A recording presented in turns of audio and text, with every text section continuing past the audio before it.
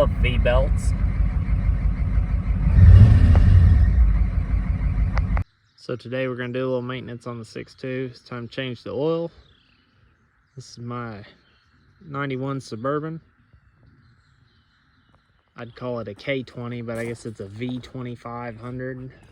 But 3/4 ton 6.2 Suburban with 4L80.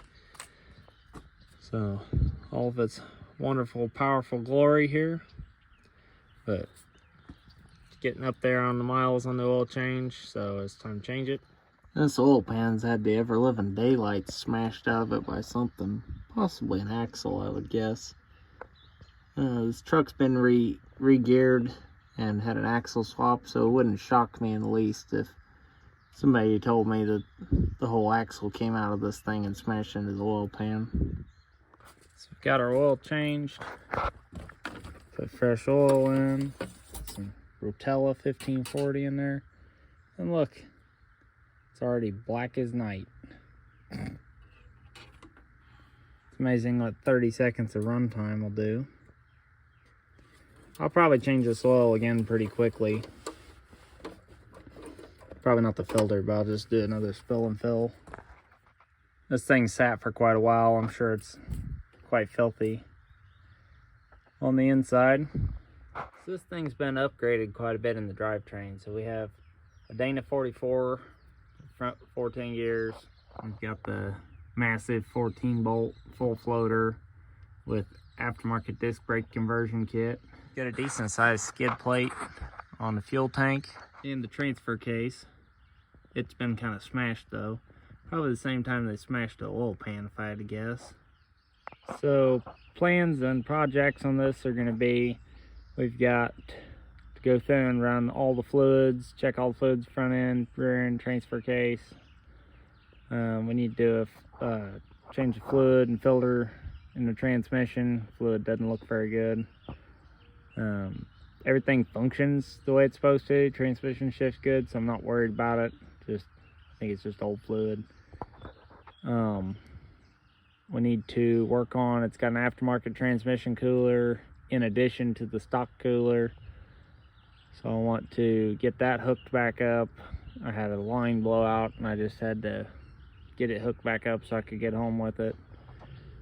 So I want to go through and fix all the transmission cooler lines up, make sure everything's good there. We've got a set of Bosch marine injectors to put in this.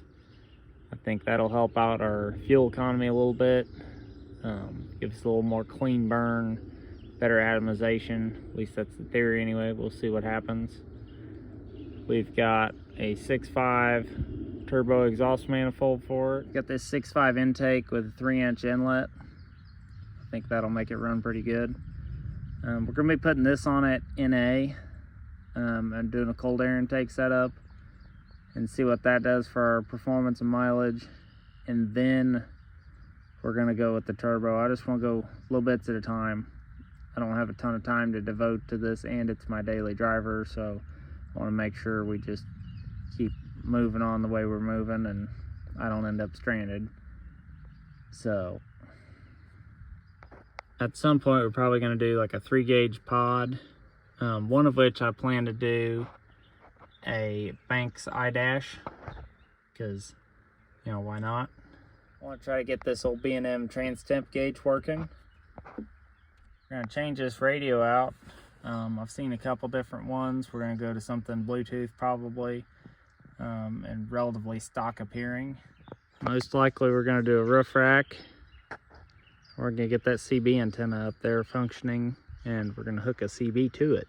We may also be doing a additional bypass oil filter in addition to the full flow filter.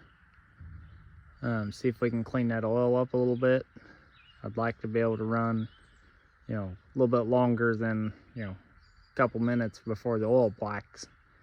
But, you know, that is what it is. It's just part of being a diesel. But if we can filter that soot out, it'll definitely help the old 6.2 to live a little bit longer.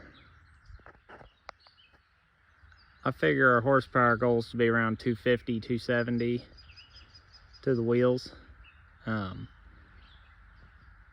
And then from there, I figure we'll probably blow the block up and we'll end up with a 6.5, like an optimizer or something, P400, something with forged crank, and then we'll go for big power after that. But big power is kind of a relative term on a 6.2 or a 6.5. We're definitely not going to be making any 1,000 horsepower anything. But the main thing I want is, I do not want a bunch of black smoke. I want it to run clean.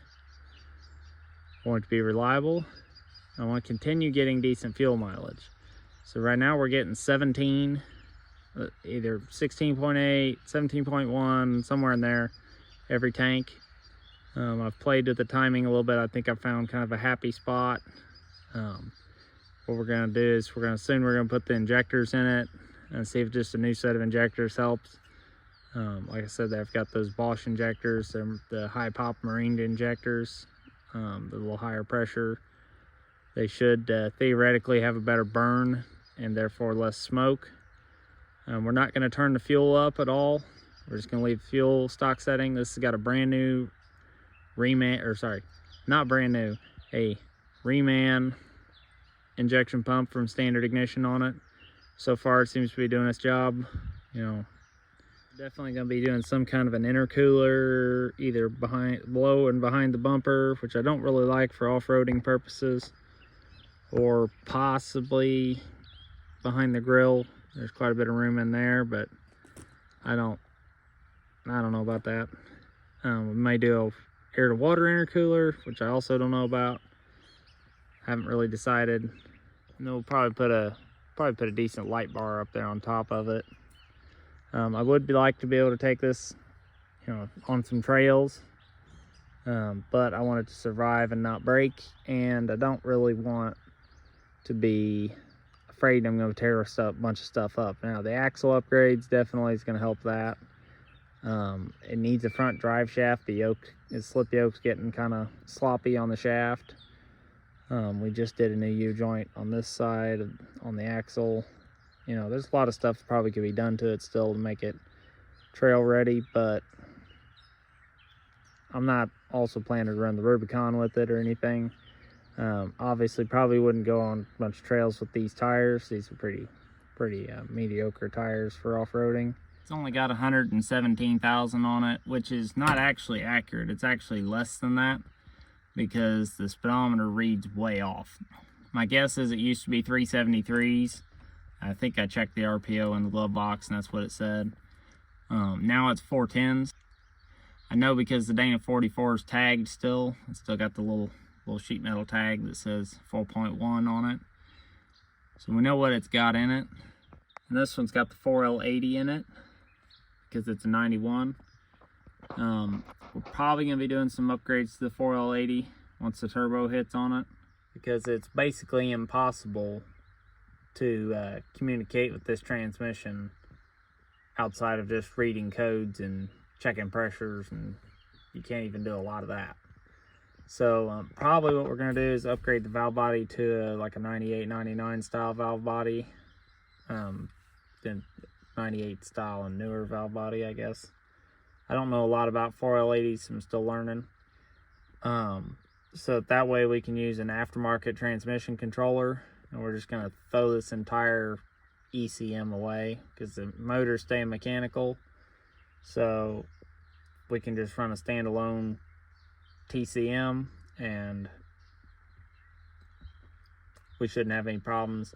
That'll let us control our shift points and dial in our miles per gallon better, because realistically I think it shifts pretty early. I think it would actually be a little better off if it would shift a little later in the RPM range. I think it labors a little harder than it should, especially on 410 gears. This shouldn't work this hard to move itself around. But also, you know, the turbo will help with that too, so probably won't mess with the transmission much till we get the turbo on it. And then we'll go from there. We're gonna have to do something about this headliner. This headliner's come completely out in the back. Also want to get a brake controller in it. It had one when I got it, and the wiring was so sketchy looking I just took it out. So also it has a Technosha, however you put that. I prefer the draw tight or Reese style, so we're gonna get a Brakeman 4 in here. Got some window motors to change still, and I don't think we're gonna be patching any rust, but you know, it's pretty rusted. I mean, luckily the body mounts and everything are in good shape on it. It's really, you know, as far as safety wise, structure wise, it's fine, but it's the back half is starting to vacate the premises. So that's kind of what's coming up on this thing in the future. This definitely is going to be a long-term project. Like I said, I'm driving it every day right now.